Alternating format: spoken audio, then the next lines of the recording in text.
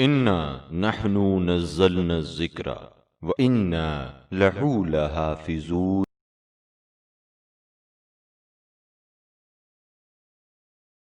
أعوذ بالله من الشيطان الرجيم. بسم الله الرحمن الرحيم.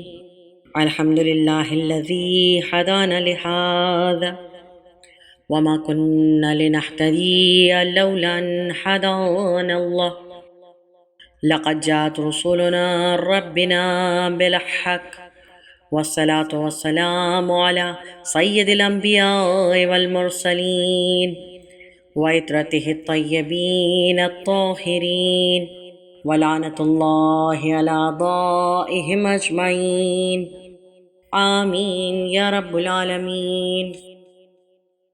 تمام حمد ہے زیبا اسی خدا کے لیے، تمام حمد ہے زیبا اسی خدا کے لیے، بنائے کون و مکان جس نے مصطفیٰ کے لیے۔ جو سن رہے ہیں انہی با وفا پہ لازم ہے، جو سن رہے ہیں انہی با وفا پہ لازم ہیں، پڑھیں درود و اولاد مصطفیٰ کے لیے۔ امام زمانہ علیہ السلام کی بارگاہ میں جو کہ وارث پرساں ہیں، ان کے حضور شہادت امام محمد باقر علیہ السلام پر تعزیت و تسلیت پیش کرتے ہیں۔ ماہ رجب 57 ہجری کی پہلی تاریخ تھی جب مطلع امامت پر یہ 5واں چاند نمودار ہوا اور اس کی روشنی سے سارا مدینہ منور ہو گیا۔ قدرت کا خاص اہتمام تھا کہ آپ سلسلہ امامت میں 5ویں امام اور سلسلہ عصمت میں 7ویں معصوم قرار دیے، اور آپ کا سن ولادت بھی 57 ہجری ہے اور مدت حیات بھی 57 برس ہے، اور آپ کی شہادت 114 ہجری میں 7 ذی الحج کو ہوئی۔ آپ کا نام مبارک الہام خداوندی عالم کے مطابق محمد قرار پایا، جو سلسلہ عصمت میں پیغمبر کے بعد پہلی مرتبہ رکھا گیا۔ پھر علامت بن گیا کہ پیغمبر کے بعد جس دین کی تعلیمات کو بنی امیہ کے مظالم نے تباہ کر دینا چاہا تھا، اس کو احیا کرنے والا ہم نام محمد علیہ السلام دنیا میں آ گیا ہے، اور اب ان تعلیمات کو محو نہیں کیا جا سکتا۔ امام کی کنیت ابو جعفر اور القاب باقر، شاکر اور ہادی ہے، جن میں سب سے زیادہ شہرت لقب باقر یا باقر علوم النبیین یا باقر علوم الاولین و آخرین کو حاصل ہے۔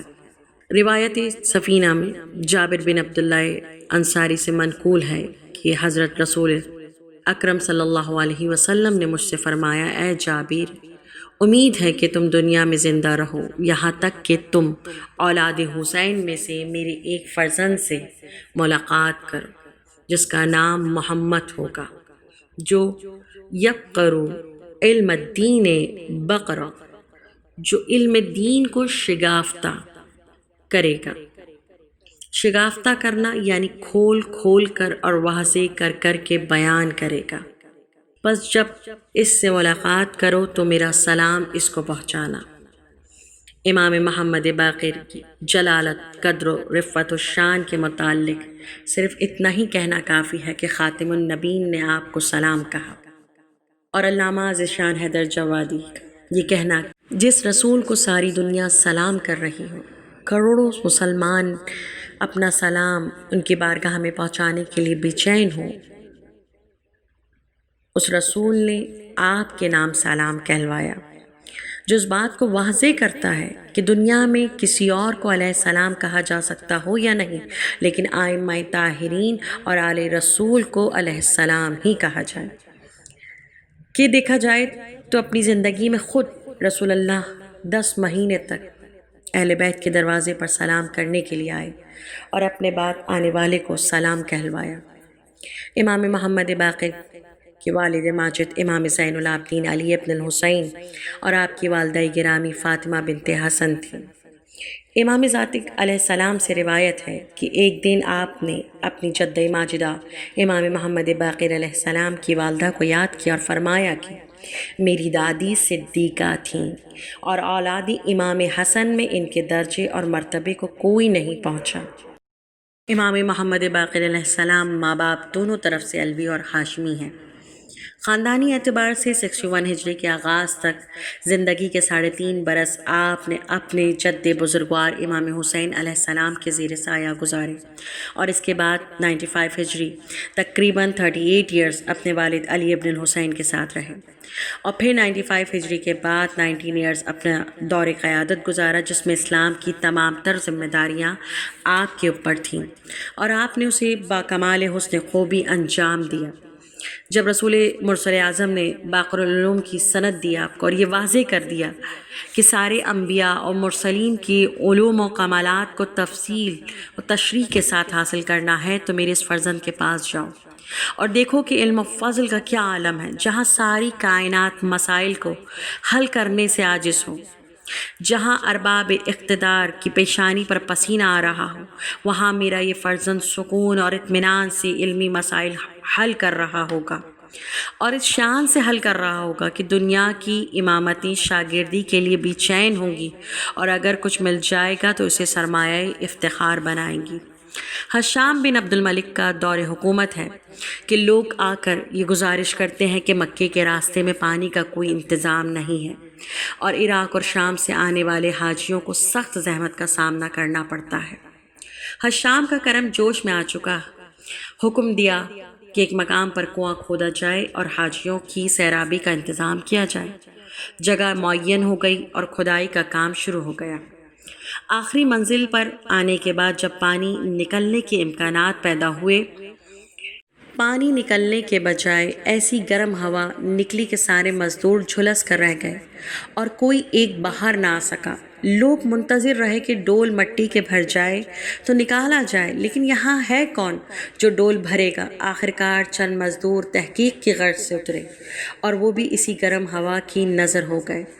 دوبارہ دوسرے افراد گئے اور ان کا بھی یہی حشر ہوا کہ اندر جانے والے فنا ہو جاتے ہیں اور باہر والوں کا اضطراب بڑھتا جاتا ہے۔ آخر یہ معمہ کیا ہے؟ مزدور باہر کیوں نہیں آتے؟ اب یہاں یہ سوال پیدا ہو رہا تھا کہ اگر وہ مر بھی گئے تو کنویں کو بند کیا جا سکتا ہے، لیکن حاجیوں کا حشر کیا ہوگا؟ وہ مسئلہ تو پھر باقی رہ جائے گا، اور دوسری جگہ دوسرا کنواں کھودا جائے تو اس کی کیا ضمانت ہے کہ وہاں ایسا نہ ہوگا اور اس طرح کی آندھی نہ آئے گی؟ اور اگر وہاں بھی یہی حشر ہوا تو اتنا سرمایہ کہاں سے آئے گا کہ روز ایک کنواں کھودا جائے، اور اتنے مزدور کہاں سے آئیں گے کہ ہر کنویں میں 10-20 مزدور بھیٹ چڑھا دیے جائیں؟ سخت تردد ہے۔ حشام کو خبر دی گئی کہ سارا جوش و کرم اس کا سرد پڑ گیا۔ اہل علم کو بلایا گیا، جغرافیہ دانوں کو طلب کیا گیا، مورخین سر جوڑ کر بیٹھے ہیں اور کوئی نہیں بتا سکا کہ آخر اس کا راز کیا ہے اور اس کا انجام کیا ہونے والا ہے۔ بالآخر حکومت نے مجبور ہو کر امامت کے آستانے پر جبین رکھی اور امام محمد باقر علیہ السلام کو طلب کیا گیا۔ امام اس جگہ پر تشریف لے گئے اور فرمایا کہ یہ جگہ وہ ہے جہاں قوم احقاف پر عذاب نازل ہوا تھا اور ایک رہ عقیم نے ان کا خاتمہ کر دیا تھا۔ یہ ایسی آندھی کی حرارت ہے کہ آج تک زمین جھلس رہی ہے۔ تھوڑے فاصلے پر کنواں کھودا جائے، انشاءاللہ کوئی زحمت نہ ہوگی۔ حضرت کے حکم کے مطابق دوسرا کنواں کھودا گیا اور بآسانی پانی نکل آیا۔ واقعہ تو مختصر ہے، لیکن یہ چند باتوں کی طرف اشارہ کر رہا ہے۔ پہلی بات یہ کہ علم و عصمت کو چھوڑ کر خلافت تقسیم کرنے کا انجام یہ ہوتا ہے کہ جب علمی مسئلہ سامنے آتا ہے تو صاحبان علم و عصمت کے سامنے ہی سر تسلیم خم کرنا پڑتا ہے۔ اگر یہ کہا جائے تو بے جانا ہوگا کہ بظاہر شان و شوکت جاؤ حشمت اور ہوتی ہے، جو غالب ہو دلوں پر وہ حکومت اور ہوتی ہے۔ نمایاں فرق ہے دونوں کی پستی اور بلندی کا، حکومت اور ہوتی ہے، امامت اور ہوتی ہے۔ دوسری بات یہ کہ حشام کے دور میں علم و فکر کا بڑا چرچا تھا، دربار میں مختلف علوم کے علماء موجود تھے۔ اس نے سب سے مشورہ کیا لیکن کوئی نہ بتا سکا۔ تو کیا یہ کوئی تاریخ و جغرافیہ کا مسئلہ تھا، سائنس اور حساب کا مسئلہ تھا کہ علماء سے غیر متعلق ہوتا؟ یہ تو قرآن کے سورہ احقاف کا مسئلہ تھا، یہ تو کتاب اللہ کے رے عقیم کا مسئلہ تھا، پھر علماء کیوں نہیں بتا سکے؟ امام محمد باقر علیہ السلام کی ضرورت کیوں پیش آئی؟ یہ قدرت کا انتقام تھا۔ کہ تم نے کتاب اللہ کے نام پر اطرت کو چھوڑ دیا، تو اب قیامت تک کتاب اللہ ہی کے مسئلے پہ تمہیں اطرت کی ڈیوڑی پر سجدہ کراؤں گا، اور تمہیں یہ محسوس ہوتا رہے کہ اطرت کو چھوڑنے کا یہاں کیا انجام ہوتا ہے۔ اور یہاں پر ایک اور بات واضح ہو گئی کہ حاجیوں کو پانی پلانے کا کام آل محمد کے بزرگوں کا منصب تھا۔ اس راہ میں جناب ہاشم نے زحمتیں برداشت کی تھیں، جناب عبد المطلب نے مصائب جھیلے تھے، حضرت ابو طالب نے قرضے لیے تھے، اور مرسل اعظم نے پریشانیاں اٹھائی تھیں، اور آج بنی امیہ کا وارث اس شرف کو اپنے حصے میں لینا چاہتا ہے۔ قدرت نے کہا کہ تم زحمتیں برداشت کرو لیکن نتیجہ کچھ حاصل نہیں ہوگا۔ تم نے ہمارے نمائندوں سے کنارہ کشی کیسے کی، تم نے ان کے وجود کو معطل کیسے بنا دیا، اور اگر یہاں پہ کہا جائے کہ قدرت نے اپنے ہلکے سے انتقام سے واضح کر دیا کہ تمہارے حصے میں گرم آندھی، شعلہ خیز ہوا اور آگ ہے، تمہیں پانی سے کیا تعلق ہے؟ امام محمد باقر نے دوسری جگہ کنواں کھدوا کے واضح کر دیا کہ بالآخر جس کا آبائی منصب تھا پلٹ کر اسی کے پاس آ گیا، اور رہتی دنیا تک یہ بات یادگار رہے گی کہ سکائی کا انتظام امامت نے کیا، حکومت نے نہیں۔ یہ انتظام امام محمد باقر کے علاوہ دوسرا کون کر سکتا تھا؟ سکائی ساقی کوثر کے لال کا ترکہ ہے، اولئک اصحاب النار کی میراث نہیں ہے۔ امام محمد باقر علیہ السلام کی تمام عمر یا تو عبادت الہی میں گزری یا علوم دین کی تعلیم دینے میں۔ جن لوگوں کی قسمت میں یہ دولت تھی وہ بڑے شوق سے آپ کی خدمت میں حاضر ہو کر فیض حاصل کرتے تھے۔ امام کا ایک فرمان کہ وہ عالم کہ جس کے علم سے لوگ نفع اٹھائیں وہ 70,000 عابد سے بہتر ہے۔ ایک عالم 1000 عابد اور 1000 زاہد سے بہتر۔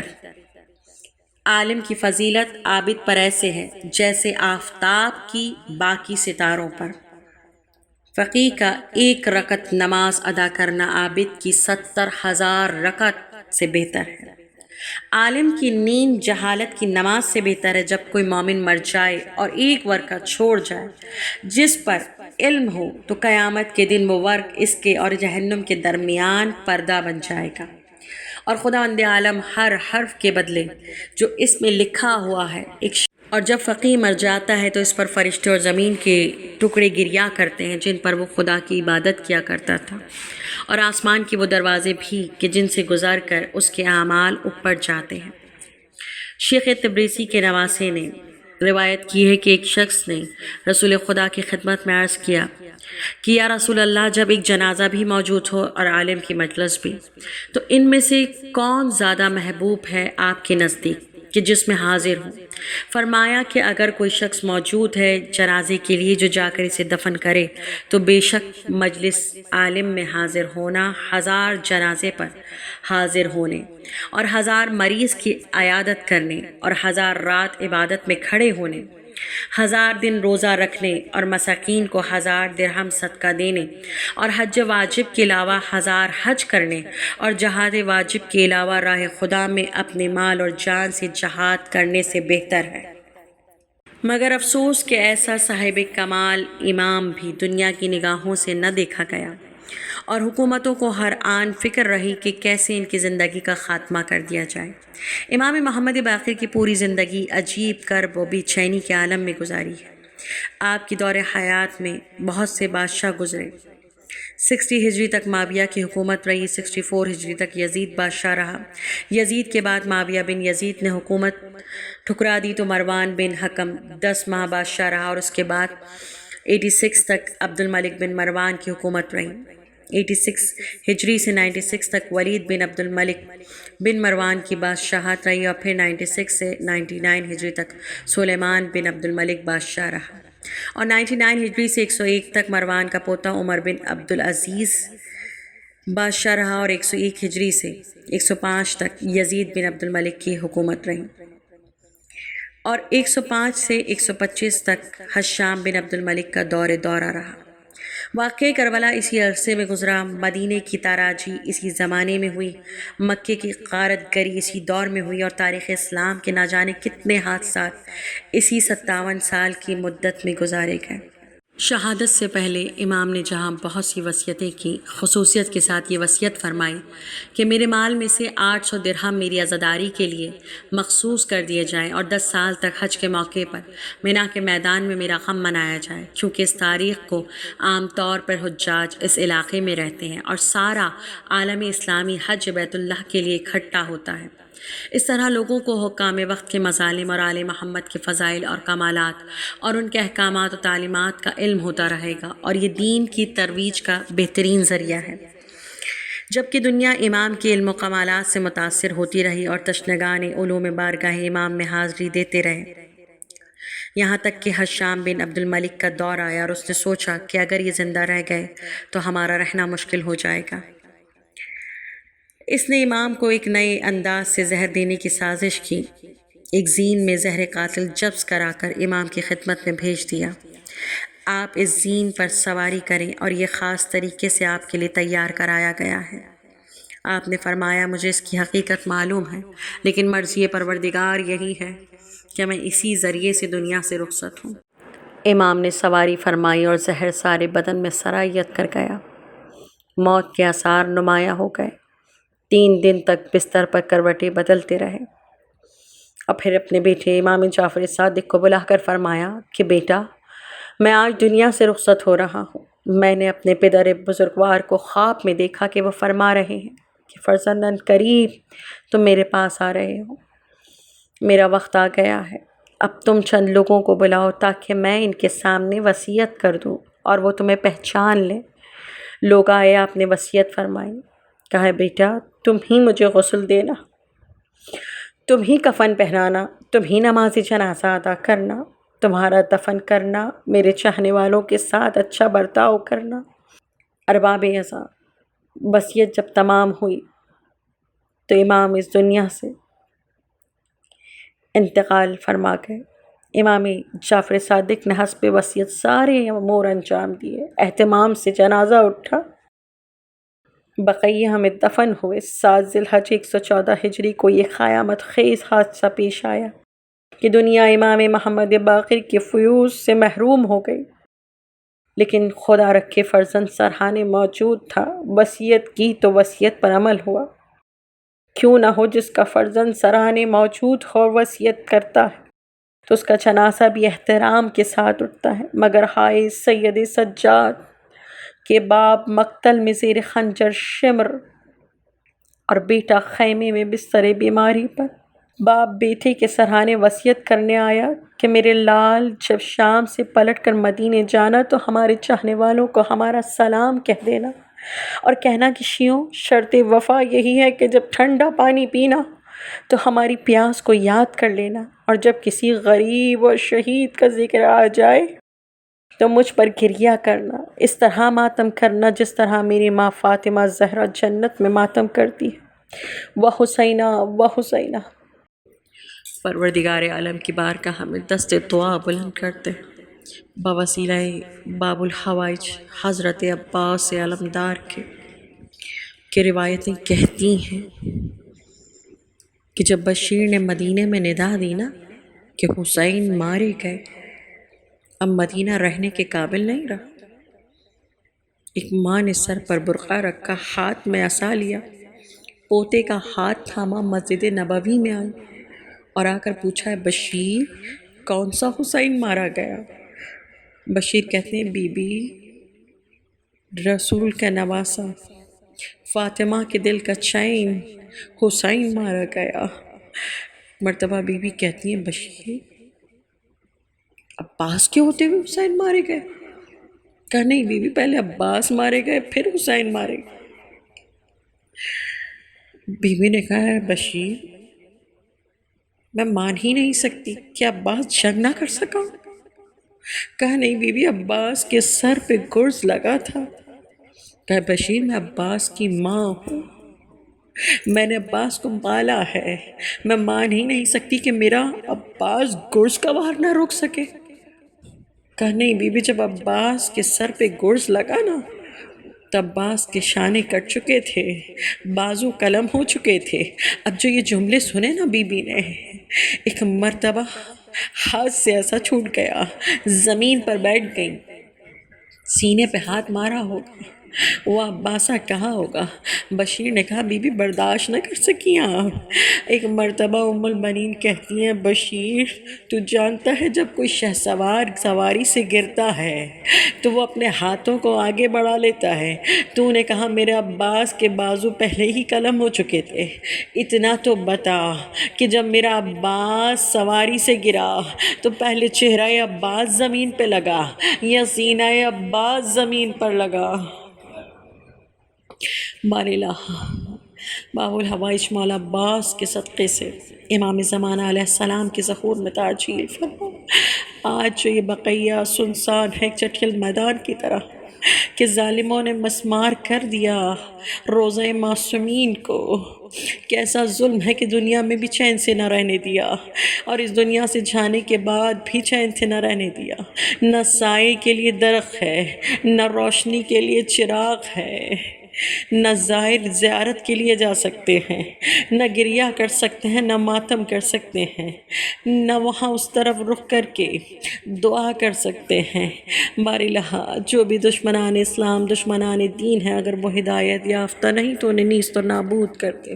ہم سب کو کربلا، کوفہ و شام، سمرہ، قاسمین، مشہد، حکم مکہ مدینے کی باسباب و وسائل بنفس نفیس زیارت نصیب فرما۔ ربنا تقبل منا انك انت السميع العليم اللهم صل على محمد وآل محمد وعجل فرجهم۔ سبسکرائب کیجئے ذکر ٹی وی اور اس علم کے سفر میں ہمارے قدم کے ساتھ قدم ملائیے۔